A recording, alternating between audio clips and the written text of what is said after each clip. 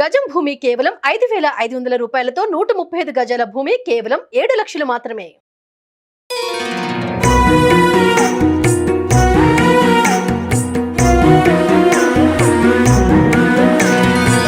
జై శ్రీకృష్ణ. ఆండాల్ తిరువడిగళే శరణం. తిరుప్పావై దివ్య ప్రబంధంలో మొత్తం 30 పాసురాలైతే మనం 11 పాసురాలు పూర్తి చేసేసుకొని 12వ రోజుకి అంటే 12వ పాసురానికి చేరుకున్నాం. ఈరోజు నిద్ర మేలుకొలపబడేటటువంటి గోపిక యొక్క కుటుంబం ఎలా ఉంది అంటే పశువులా చూస్తే లక్షల సంఖ్యలోనండి. గో సంపద లక్షల సంఖ్యలో ఉంది.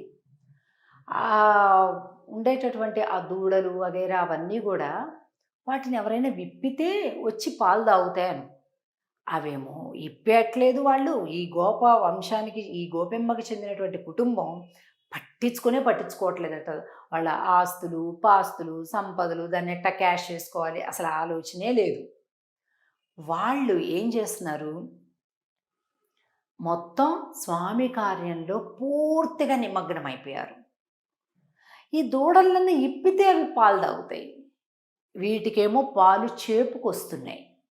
పాలు తాగాల బిడ్డలు, తల్లులేమో పాలు చేపుకొచ్చి బాధపడుతున్నాయి. వీయేమో తల్లి దగ్గరికి వెళ్ళాలని ఆరాటపడుతున్నాయి. కానీ దాన్ని ఇప్పేవాళ్ళు లేరు, దీనికి సరి చేసేవాళ్ళు లేరు. అలా ఉందంటే ఈరోజు అల్లకల్లోలంగా ఉంది పరిస్థితి. ఏంటో చూద్దాం, పాశ్రాన్ని సేవిద్దాం. కనైత్తిడం కత్తెరుమై కండ్రు కిరంగి நினைத்து முலை வழியே நின்று பால் சோரா நனைத்தில்லம் சேராக்கும் நற்செல்வன் தங்காய் பனித்தலை வீழனின் வாசல் கடை பத்தி சினத்தினால் தென்னிலங்கை கோமானை செத்தா மனத்துக்கினியானை பாடவும் நீவாய் திரவாய் இனித்தான் எழுந்திராய் ஈதென்ன பேருரக்கம் அனைத்தில்லத்தாரும் அறிந்து ఏలోరెంబావాయ్.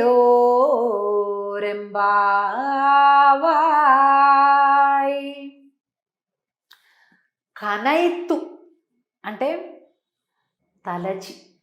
ఏం తలచాయిట? గోవులు తలచాయిట. ఏమని తలచాయి? ఎవళ్ళు పట్టించుకోవట్లేదు, ఎవరి పనుల్లో వాళ్ళు. దూడలు తమ పొదుగులో మూతి పెట్టాయి అని తలచుకొని స్రవిస్తున్నాయంట పాలని. చూడండి, మనం కనుక ఆవులకి పాలు తీయాలంటే ఎన్ని కష్టాలు పడాలో. ఆ కుండ పెట్టాలా, ఆ తడపాల పొదుగు దూడను పెట్టాలా, మళ్ళీ దాన్ని తీయాలా, 100 రకాలండి. ఎన్నో కష్టాలు పడితే కానీ అవుతుంది. కానీ ఇక్కడ చూస్తే కనైత్ ఇళం కత్తెరుమై కండ్రుక్కు ఇరంగి నీనైత్ మూలెవజియే నిండ్రు పాల్ సోరా. మొత్తం పాలు ధారలుగా పెద్ద వర్షం కురిస్తే ఎట్లా నేల చిత్తడి బురద అవుతుందో, ఈ గోపిక ఇంటి పరిస్థితి ఎలా ఉందంటే చిక్కటి దేశీయ పాలతోటి మొత్తం బురద అయిపోయిందంట. చూడండి ఎంత సమృద్ధి అది. ననైతిల్లం సేరాకుం నర్చెల్వన్ తంగాయ్. మంచి సంపద కలిగినటువంటి వాని యొక్క చెల్లెలా అంటున్నారు. ఏం సంపద? గో సంపద, ధన సంపద, గుణ సంపద, స్వామి సంపద అన్నీ ఉన్నాయి. ఎందుకో తెలుసా స్వామి సంపద అంటున్నా? ఈవిడ గారి అన్నగారంటే స్వామికి చాలా ఇష్టం, కృష్ణుడికి. ఈ అన్నగారు అసలు ఒక్క క్షణం వదిలిపెట్టారంట కృష్ణుడిని. అయితే ఇందులో ఇంకొక మతలబు ఉంది. ఈవిడ గారిని తన దారిలోకి తెచ్చుకోవడం కోసం కృష్ణుడు ఈవిడ అన్నగారితో స్నేహం చేశాట. చూడండి, అదే ఇంట్లో ఆడపిల్ల నచ్చితే వాళ్ళ అన్నతోటి స్నేహాలు చేయటం ఏదో చూస్తుంటారు కదా సినిమాలో, అలాగనమాట మనవాడు ఎప్పుడో చేశాడు కృష్ణయ్య. సో ఆ గోపిక యొక్క ఆ చెల్లెలు అనమాట, ఆ అన్న యొక్క చెల్లెలు. పనిత్తలై వీజనిన్ వాసల్ కడై పత్తి, అంటే అసలు ఆ బురద ప్రవాహంలో తట్టుకొని నిలబడటానికి గట్టిగా ఇట్లా కిందంతా జారిపోతున్నాం, ప్రవాహం పాల ప్రవాహం వచ్చేస్తుంటే ఇట్లా పట్టుకొని నిలబడ్డామమ్మ, నీ కోసం వచ్చామమ్మ, జారిపోతున్నామ్మా, తొందర రామ్మా, ఇలా చెప్తున్నా అనమాట. సినత్తినాల్ తెన్నిలంగై కోమానై చెత్త, అయినా ఈ లోపల గోపిక ఏమీ పలకలే. ఇదిగోండి ఇక్కడున్నాడు ఈ గోపిక యొక్క సోదరుడు కృష్ణుడు, ఈ ఇద్దరు కూడా అనమాట. సినత్తినాల్ తెన్నిలంగై కోమానై సెత్త మనత్తు కినియానై, ఇక్కడొచ్చింది కష్టాలన్నీ.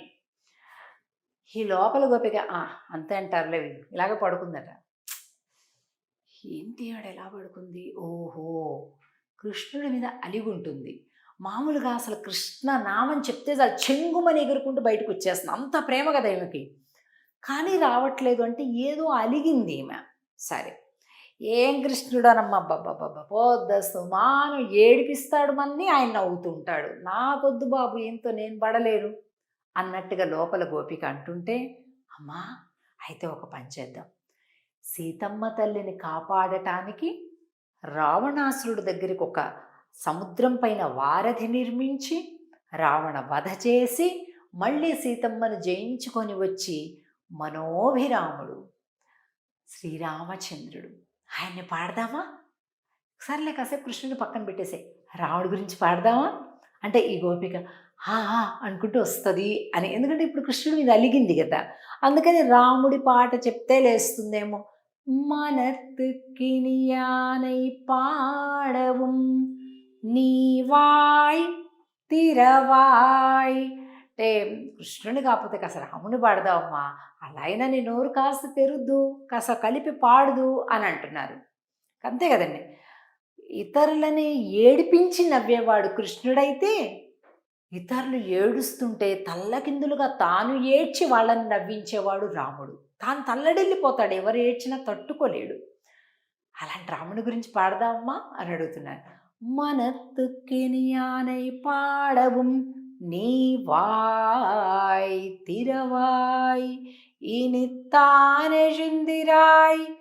ఈదెన్నా పేరు రక్కం. అమ్మా ఎంత లేపినా లేవట్లేదు, అందరికీ వినిపిస్తుంది, నిన్ను లేపుతుంటే అందరికీ తెలిసిపోతుంది, లే లే అంటున్నారు. మనం కూడా అంతే కదా, ఎవరైనా లేకపోతే పెద్దగా తలుపులు కొట్టి కిటికీలు కొట్టి బెల్లులు మోస్తే చుట్టుపక్కల వాళ్ళందరూ లేస్తారు, వీళ్ళు తప్ప. అలా ఉందమ్మ నీ పరిస్థితి, ఉందమ్మ ఎందుకు పరువు పోతుంది, లే లే లే తొందరగా అంటున్నారు ఈ గోపికని నిద్ర లేపుతూ.